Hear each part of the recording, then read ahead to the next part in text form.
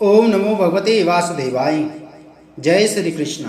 नमस्कार दोस्तों, स्वागत है आप सभी का हमारे चैनल भक्ति ज्ञान में। दोस्तों आज मैं आपको श्रीमद् भागवत महापुराण की कथा सुना रहा हूँ। दोस्तों पिछली कथा में हमने श्रवण किया था अश्वत्थामा द्वारा द्रौपदी के पुत्रों का मारा जाना और अर्जुन के द्वारा अश्वत्थामा का मान मर्दन।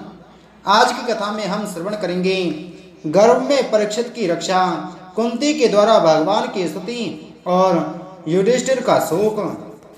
सूत जी कहते हैं, इसके बाद पांडव श्री कृष्ण के साथ जलांजलि के इच्छुक मरे हुए स्वजनों का तर्पण करने के लिए स्त्रियों को आगे करके गंगा तट पर गए। वहां उन सब ने मृत बंधुओं को जल दान दिया और उनके गुणों का स्मरण करके बहुत विलाप किया। तदंतर भगवान के चरण कमलों की धूलि से पवित्र गंगा जल में पुनः स्नान किया। वहां अपने भाइयों के साथ कुरुपति महाराज युधिष्ठिर, धृतराष्ट्र पुत्र शोक से व्याकुल गांधारी, कुंती और द्रौपदी सब बैठकर मरे हुए स्वजनों के लिए शोक करने लगे।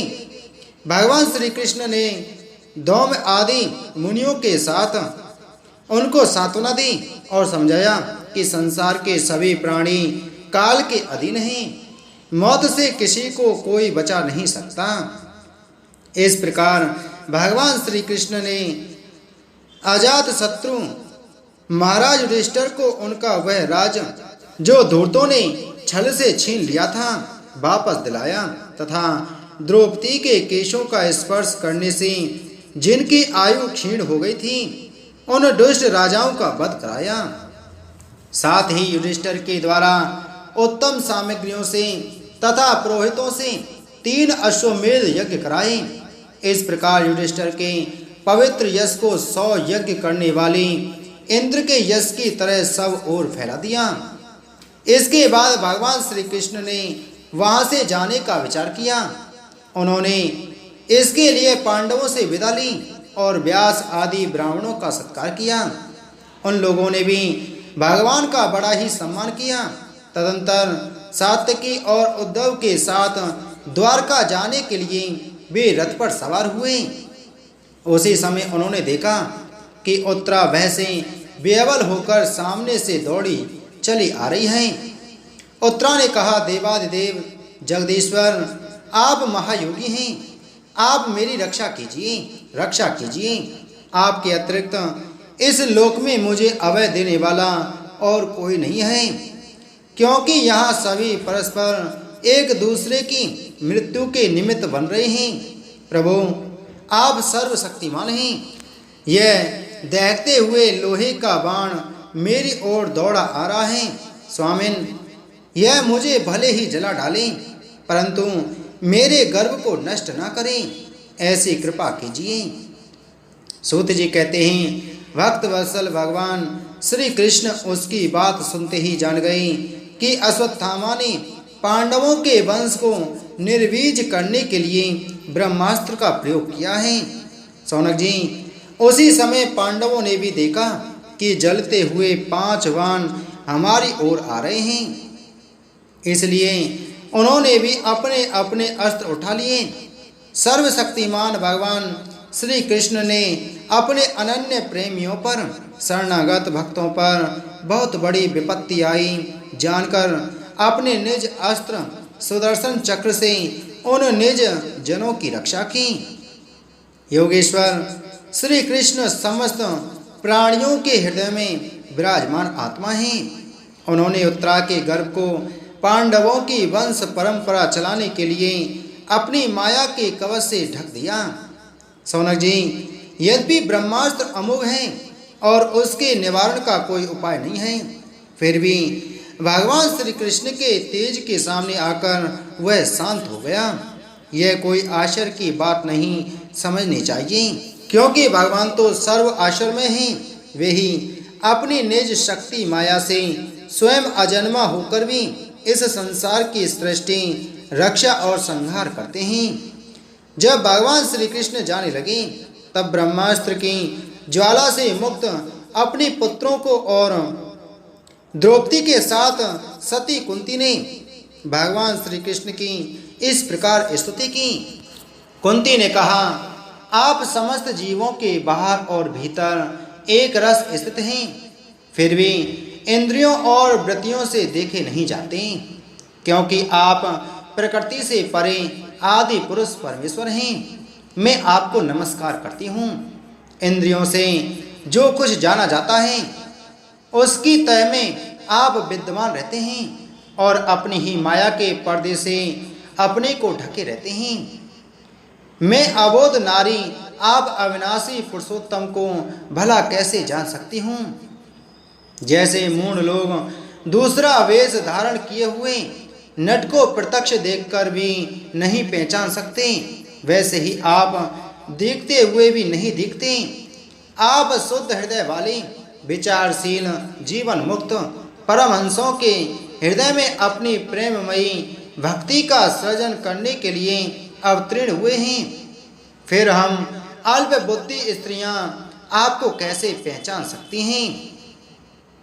आप श्री कृष्ण वासुदेव देवकी नंदन नंद गोप के लाडले लाल श्री गोविंद को हमारा बारंबार प्रणाम है, जिनकी नाभि से ब्रह्मा का जन्म स्थान कमल प्रकट हुआ है, जो सुंदर कमलों की माला धारण करते हैं, जिनके नेत्र कमल के समान विशाल और कोमल हैं, जिनके चरण कमलों में कमल का चिन्ह है। श्री कृष्ण, ऐसे आपको मेरा बार बार नमस्कार है। ऋषिकेश, जैसे आपने दुष्ट कंस के द्वारा कैद की हुई और चिरकाल से शोकग्रस्त देवकी की रक्षा की थी, वैसे ही पुत्रों के साथ मेरी भी आपने बार बार विपत्तियों से रक्षा की है। आप ही हमारे स्वामी हैं, आप सर्वशक्तिमान हैं। श्री कृष्ण, कहाँ तक गिनाऊं। विष से लाक्षागृह की भयानक आग से, हिडम्ब आदि राक्षसों की दृष्टि से, दुष्टों की दूत सभा से, वनवास की विपत्तियों से और अनेक बार के युद्धों में अनेक महारथियों के शस्त्रों से और अभी अभी इस अश्वत्थामा के ब्रह्मास्त्र से भी आपने ही हमारी रक्षा की है। जगत गुरु, हमारे जीवन में सर्वदा पद पद पर विपत्तियां आती रहें, क्योंकि विपत्तियों में ही निश्चित रूप से आपके दर्शन हुआ करते हैं और आपके दर्शन हो जाने पर फिर जन्म मृत्यु के चक्कर में नहीं आना पड़ता।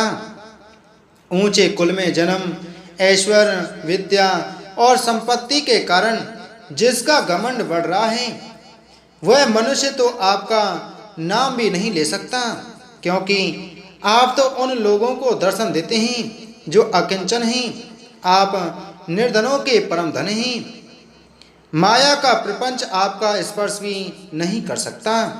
आप अपने आप में ही विहार करने वाले परम शांत स्वरूप हैं। आप ही केवल मोक्ष के अधिपति हैं। आपको मैं बार बार नमस्कार करती हूँ। मैं आपको अनादि अनंत सर्वव्यापक सबके नियंता काल रूप परमेश्वर समझती हूँ। संसार के समस्त पदार्थ और प्राणी आपस में टकराकर विषमता के कारण परस्पर विरुद्ध हो रहे हैं, परंतु आप सब में समान रूप से विचर रहे हैं। भगवान, आप जब मनुष्यों की सी लीला करते हैं तब आप क्या करना चाहते हैं यह कोई नहीं जानता। आपका कभी कोई ना प्रिय है और न अप्रिय है। आपके संबंध में लोगों की बुद्धि ही विषम हुआ करती है। आप विश्व के आत्मा हैं, विश्व रूप हैं। न आप जन्म लेते हैं और न कर्म ही करते हैं, फिर भी पशु पक्षी मनुष्य ऋषि जलचर आदि में आप जन्म लेते हैं और उन योनियों के अनुरूप दिव्य कर्म भी करते हैं। यह आपकी लीला ही तो है। जब बचपन में आपने दूध की मटकी फोड़कर यशोदा मैया को खिजा दिया था और उन्होंने आपको बांधने के लिए हाथ में रस्सी ली थी, तब आपकी आंखों में आंसू झलक आए थे। काजल कपोलों पर बह चला था, नेत्र चंचल हो रहे थे और वह की भावना से आपने अपने मुख को नीचे की ओर झुका लिया था। आपकी उस दशा का लीला छवि का ध्यान करके मैं मोहित हो जाती हूँ। भला जिससे भय भी भय मानता है, उसकी यह दशा। आपने अजन्मा होकर भी जन्म क्यों लिया है, इसका कारण बतलाते हुए कोई कोई महापुरुष यूँ कहते हैं कि जैसे मलयाचल की कीर्ति का विस्तार करने के लिए उसमें चंदन प्रकट होता है, वैसे ही अपने प्रिय भक्त पुष्य श्लोक राजा यदु की कीर्ति का विस्तार करने के लिए ही आपने उनके वंश में अवतार ग्रहण किया है। दूसरे लोग यूँ कहते हैं कि वसुदेव और देवकी ने पूर्व जन्म में सुतपा और प्रशी के रूप में आपसे यही वरदान प्राप्त किया था, इसलिए आप अजन्मा होते हुए भी जगत के कल्याण और दैत्यों के नाश के लिए उनके पुत्र बने हैं। कुछ और लोग यूँ कहते हैं कि यह पृथ्वी दैत्यों के अत्यंत भार से समुद्र में डूबते हुए जहाज की तरह डगमगा रही थी, पीड़ित हो रही थी। तब ब्रह्मा की प्रार्थना से उसका भार उतारने के लिए ही आप प्रकट हुए। कोई महापुरुष यूँ कहते हैं कि जो लोग इस संसार में अज्ञान, कामना और कर्मों के बंधन में जकड़े हुए पीड़ित हो रहे हैं, उन लोगों के लिए श्रवण और स्मरण करने योग्य लीला करने के विचार से ही आपने अवतार ग्रहण किया है। भक्तजन बार बार आपके चरित्र का श्रवण, गान, कीर्तन एवं स्मरण करके आनंदित होते रहते हैं। वे ही अविलंब आपके उस चरण कमल का दर्शन कर पाते हैं जो जन्म मृत्यु के प्रवाह को सदा के लिए रोक देता है। भक्तवांछा कल्पतरु प्रभु, क्या अब आप अपने आश्रित और संबंधी हम लोगों को छोड़कर जाना चाहते हैं?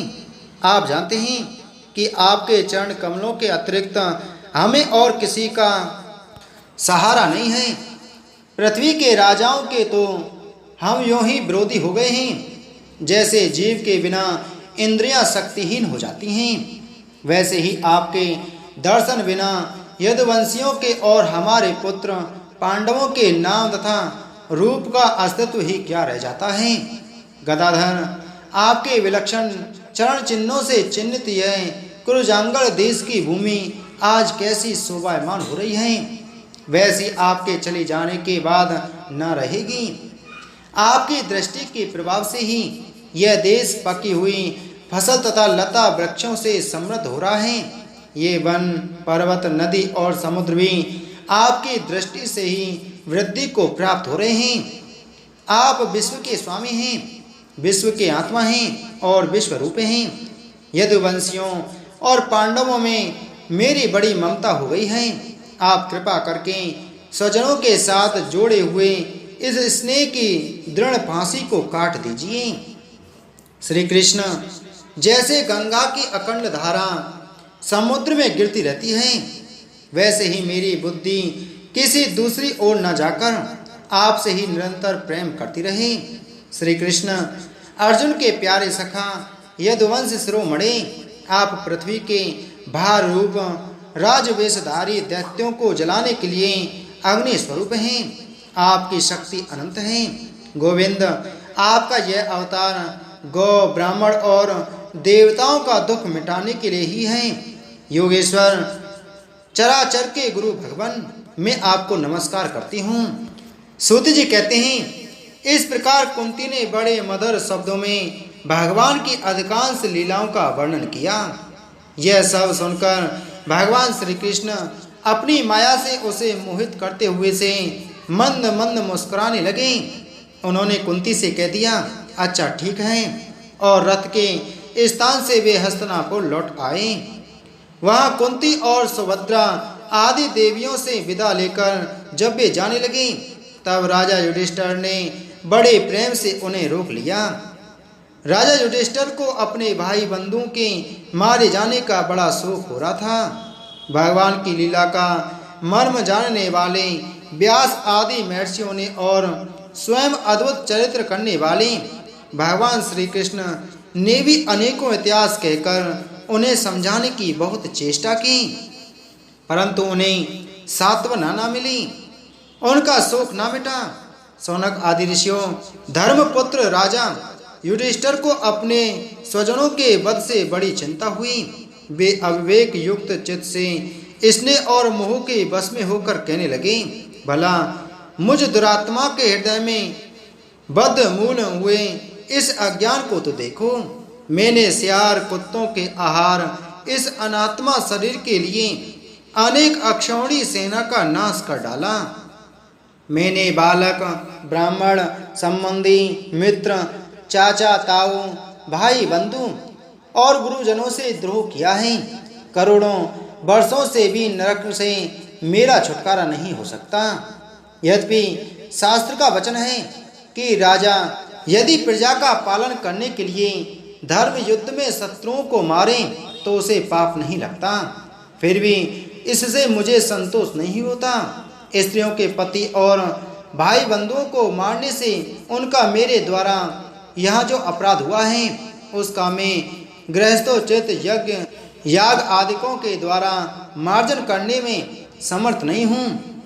जैसे कीचड़ से गंदला जल स्वच्छ नहीं किया जा सकता, मंद्रा से मंद्रा की अपवित्रता नहीं मिटाई जा सकती, वैसे ही बहुत से हिंसा बहुल यज्ञों के द्वारा एक भी प्राणी की हत्या का प्रायश्चित नहीं किया जा सकता। इसी के द्वारा गर्भ में परीक्षित की रक्षा, कुंती के द्वारा भगवान की स्तुति और युधिष्ठिर का शोक का वर्णन संपूर्ण हुआ। बोलो श्रीमद् भागवत महापुराण की जय। बोलो श्री कृष्णचंद्र भगवान की जय।